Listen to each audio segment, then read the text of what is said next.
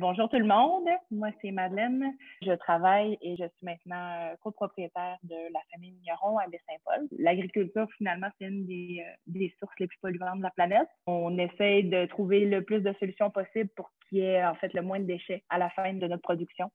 Chaque production agricole essaie de faire les choses un peu au meilleur de leur capacité. J'arrive pas avec une solution blanche ou j'arrive pas avec un point de vue sombre ou quoi que ce soit. C'est juste que je pense que de naviguer à travers cette zone grise-là puis d'essayer de faire le mieux qu'on peut, finalement, c'est juste ça qu'on a à faire. On aime bien décrire notre activité selon les matières premières qu'on produit chez nous. Évidemment, je vais y aller avec la plus petite des matières premières. Donc, on a du raisin depuis à peu près une quinzaine d'années ici sur notre site. On a un vignoble qui s'appelle le Charlevoix. Quand on a 15 000 plants de vigne, faire les choses tout à la main et avec le manque de main-d'œuvre et tout ça, ça peut être un peu complexe. Fait qu'on essaie de mécaniser un petit peu quelques interventions. Avec ce raisin-là, évidemment, qui est en culture bio puis qui a eu aucun traitement, pesticide, qui va laisser une terre propre derrière cette plantation-là, on va presser le raisin. Après avoir pressé le raisin, tout ce qui est pulpe, tout ce qui est pépins, tout ce qui est déchets de production, on le récupère. Certaines personnes vont l'utiliser pour faire des collaborations avec d'autres entreprises. Je pense entre autres à beaucoup de collaborations ces temps-ci avec certaines bières.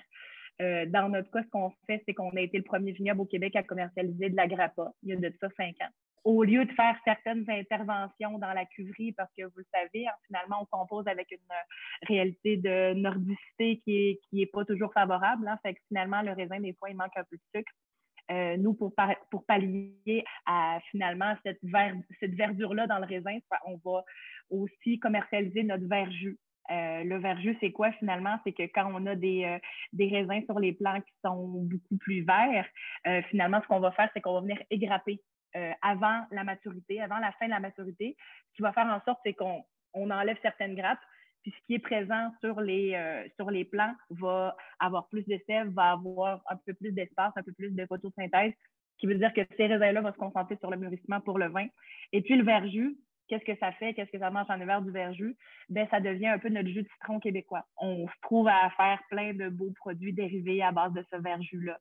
Cet été, on a fait entre autres ce qu'on a appelé des couleurs. Donc, on fait de la limonade avec ça. Donc, finalement, au lieu de rester dans son carcan, faire pousser du raisin, rajouter du sucre, rajouter des levures, rajouter plein de produits chimiques, ben, ce qu'on fait, c'est qu'on enlève une partie, on laisse mûrir ça au maximum. Comme ça, on n'est pas obligé de mettre de sucre, on n'est pas obligé de mettre de levure. Puis dans le vin, ultimement, le vin de meilleure qualité. Puis avant ça, en amont, ben, on s'est amusé, puis on a fait de la limonade, puis on a vendu de la limonade embouteillée, alcoolisée pour les gens qui viennent nous voir l'été. Des déchets, il n'y en a plus tellement. Au bout de ce cycle-là, après avoir distillé des morts de raisin, là, et il reste pas mal juste du compost. Puis qu'est-ce qu'on fait avec les composts? Bien, après ça, on va engraisser nos champs. Fait que oui, il y a de la mécanisation. Oui, il y a des voitures qui circulent autour de tout ça. Oui, pour l'instant, il y a encore du verre à usage unique. Ça, c'est quelque chose de un petit peu gouvernemental aussi. Là. On sait qu'il y a des projets pilotes qui se trament en ce moment avec la SAQ. Entre autres, dans 2-3 succursales de la SAQ, on va récupérer 100% du verre généré par le vin et les spiritueux au Québec. Donc ça s'en vient tranquillement. Gérer une usine de recyclage de verre, c'est une autre partie de l'engrenage que là, malheureusement, on peut pas tout faire. Fait que ça, c'est la première partie, c'est une plus petite production. Après ça, ben, on a notre fromagerie, une fromagerie qui est là depuis 25 ans, et puis qui génère des quantités très importantes de lactosérum. Le lactosérum, finalement, c'est quoi? C'est une grande partie de la production du fromage qui va s'écouler puis qui va contenir énormément de lactose. Fait qu'avec le lactose, il y a quelques affaires intéressantes à faire. Évidemment, pour arriver à gérer tout ça, ben, il faut construire, il faut bonifier certains équipements. Ça va demander de l'énergie. Ça va être énergivore, mais comme monsieur l'a dit si bien tantôt, au moins quand la source d'énergie est renouvelable, c'est un petit peu moins crève-cœur. Donc, on va ajouter de la créativité à ce cycle-là. On va ajouter un peu d'énergie. Un petit peu de bâtiment, ça n'a pas été immense. Là, c'est vraiment très modeste. Et puis, 4 ans plus tard, finalement, on est arrivé à être la première fromagerie au Canada à récupérer 100% de notre lait pour en faire des spiritueux. Puis, ceci étant dit, c'est pas parce que c'est vert que c'est plat. C'est pas parce que c'est éco-responsable puis que c'est réfléchi puis que c'est créatif que c'est plat. Parce que finalement, ben, moi, ma job, c'est de parler d'alcool puis de faire de l'alcool. Fait que c'est vraiment pas plat sans tout. Je pense que les impacts par rapport à la clientèle, jusqu'à maintenant, du moins, là, on est hyper chanceux parce que la réponse est belle. Finalement, les gens, quand ils ont des produits le fun au bout, puis que finalement, dans leur assiette, c'est bonifié, puis ils savent en plus que le processus a été réfléchi, les gens sont réceptifs à ça à 300%. Ça, c'est vraiment un des moteurs aussi qui nous pousse vers l'avant. Je vous dirais, dans les défis principaux, là, moi, je vois ça un peu comme un petit bateau, tu sais.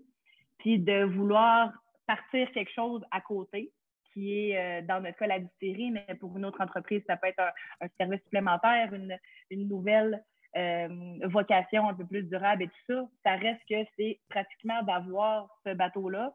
Puis, en parallèle, être en train de construire un petit radeau à côté ou un petit ponton, une petite chaloupe, quelque chose d'annexé, mais tout en essayant que le bateau roule encore. T'sais. Fait que nous, le plus gros défi, c'était finalement de continuer à gérer une entreprise, puis un vignoble, puis une saison touristique, tout en bonifiant, tout en créant une nouvelle entreprise. Fait que tout ça, c'est très, très, très énergivore. Ça vaut la peine. On parle d'une transition. Donc, dans le mot transition, ben, il y a le avant puis il y a le après.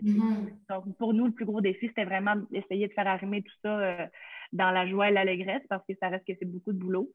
Dans les défis futurs, c'est certain que pour nous autres, en alimentaire, en réfrigéré, ça va toujours être le packaging. Le packaging en alimentaire réfrigéré, il est très complexe. C'est sûr qu'on aimerait ça faire du vrac. Avec les spiritueux, c'est un peu plus facile parce que c'est un produit qui ne bouge pas. On parle entre autres avec des chaires de recherche à l'Université Laval sur le packaging en aliments. Mais bon, ça reste que c'est Petit Train ultimement va aller loin. Vous êtes éco-exemplaire, vous faites plein de choses, mais est-ce que c'est tout ça assemblé dans un plan puis attaché à une accréditation quelconque? Pour l'instant, toutes ces solutions-là, ces réflexions-là vont être 100% présentes dans nos têtes. On ne s'est pas encore assis à faire un plan. En agriculture, du moins, on a cette urgence-là souvent qui va nous pousser. Par exemple, le traitement du filet, ça faisait des années qu'on se devait de trouver une solution. Sinon, ça passe ou ça casse. T'sais. Fait que quand tu as la pression derrière toi, tu as finalement, évidemment, la pression des règlements, la pression de cohabiter avec tout ça.